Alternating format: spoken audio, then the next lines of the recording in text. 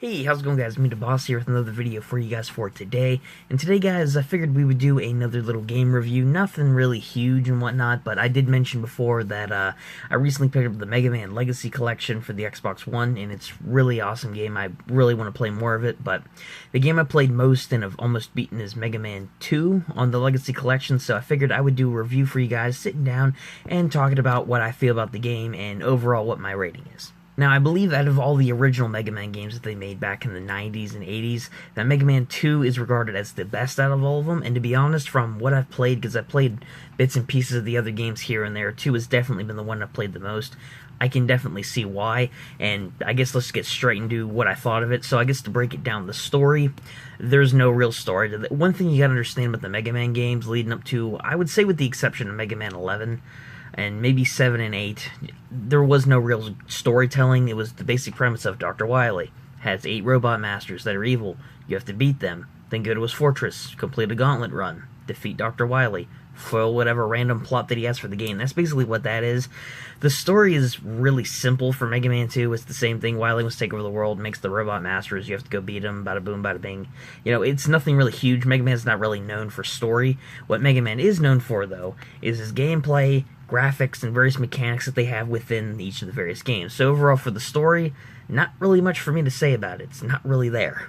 Graphics for this game are actually pretty dang good, I gotta say. For a game made back in, I believe, the late 80s, Mega Man 2 has like a bit of more 8-bit aesthetic, obviously. You know, that's what Mega Man's known for, is 8-bit design.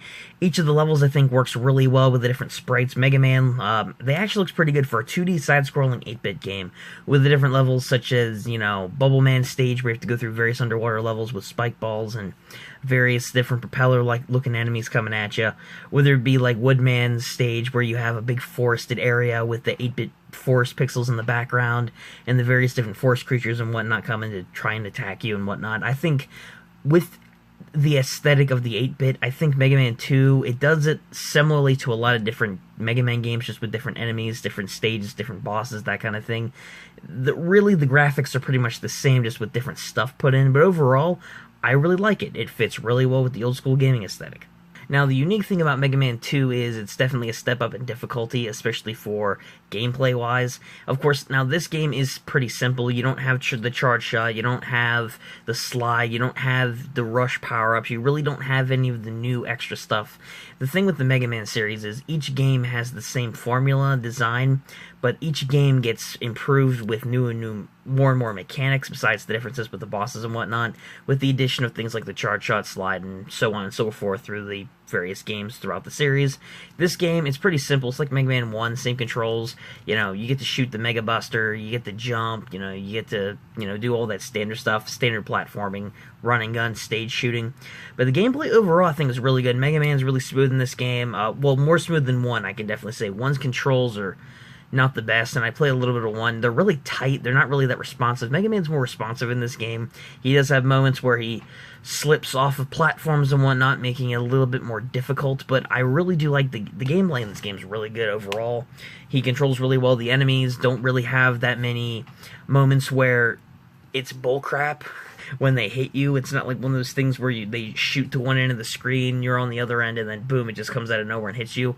I know a lot of the Mega Man games have instances like that, but this game, way easier than the other games, I can definitely say. The enemies are way easier, the bosses are easier to do. It took me only a couple hours, maybe like 2 hours to beat like 5 Robot Masters, and I finished them off. I'm like in the early parts of Wily's Fortress, so overall the gameplay in this game, really good. Now, one thing I do want to talk about to kind of wrap up the end of the video is some stuff that I liked and didn't like, you know, mechanic-wise, and some boss stuff. Now, mechanically-wise, the power-ups in this game are really dang good. My personal favorite out of all of them is the metal blades that you get from Metal Man. They're really good, actually. I've watched a couple of YouTube videos on this game before, or at least on the series, where they're considered like some of the best boss weapons. I can see why. Cuts through most enemies, most projectiles, goes through walls, it's basically unstoppable pretty much, and you have plenty of ammo, plenty of weapon energy, so the metal blades are really great. I love that, as well as a lot of the other power-ups I thought were really dang good. My least favorite power-up in this game is the Quick Boomerang that you get from Quickman, and what's annoying about the Quick Boomerang is I haven't used it in any of the stages up till the first part of the Wily stage, which is a giant mechanical dragon that you have to jump on 3 different blocks, and you have to hit him, I believe, in the stomach region while he's shooting fireballs at you. Now, you might be thinking, it's an easier boss fight because you can use any of the boss weapon, right? Nope, he's weak to the quick boomerang. Seriously, I did not know that at first. I looked it up, admittedly, because I wasn't sure how to beat him, because the Metal Blades weren't doing anything, none of the other power-ups I was using were doing anything. No, you have to use the stupid boomerang that doesn't really do that much damage. You have a lot of ammo for, I'll grant you, but it has terrible range, terrible accuracy, and frankly, it's just annoying when you have to try and beat the dragon. I haven't beaten it yet at the time of this recording, but it's just mechanically, as far as the boss weapons go, it's my least favorite, and it's just really not that serviceable with the dragon. You have to literally spam the boomerangs at it, so overall, I think for the boss weapons and stuff, which is really unique, and the bosses themselves, really great designs. I really did like a lot of the levels that I went through. Bubble Man stage gave me a lot of crap.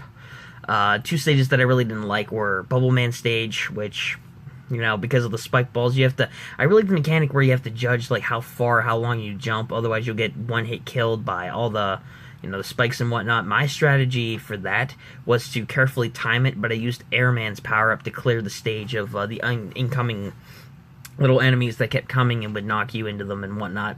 So I figured out that strategy, and after several tries, I finally got past it. And the other one that I really didn't like, I think, was in Heatman stage, where the block puzzles, I know that those are really good mechanically wise, I really do like it, don't get me wrong, just they're really annoying to try and get down.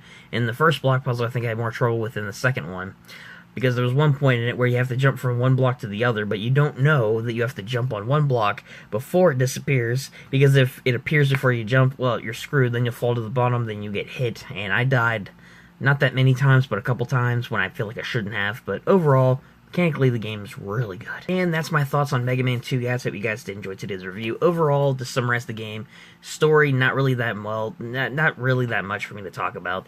Gameplay is really dang good for this game. Mechanically, the game works really well with the controls, works well with the boss power-ups and the variety of bosses, and the difficulty is easier, but it still has that Mega Man-esque feel to it where it'll definitely give you a challenge at some point. So overall, it's a well-balanced, and I can see why Mega Man 2 is considered the best out of the original games.